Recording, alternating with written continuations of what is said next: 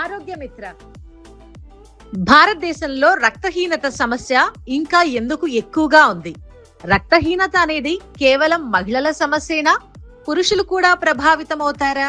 Adolescent age బాలికల్లో రక్తహీనత ఎందుకు ఎక్కువగా కనిపిస్తోంది? గర్భిణీ స్త్రీల్లో రక్తహీనత ఎంత ప్రమాదకరం?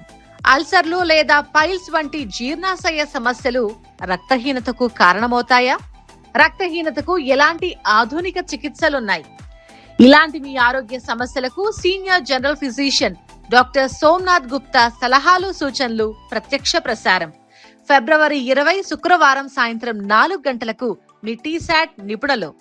సంప్రదించవలసిన ఫోన్ నంబర్లు 04023540326, 23540726, టోల్ ఫ్రీ నంబర్ 180042540339.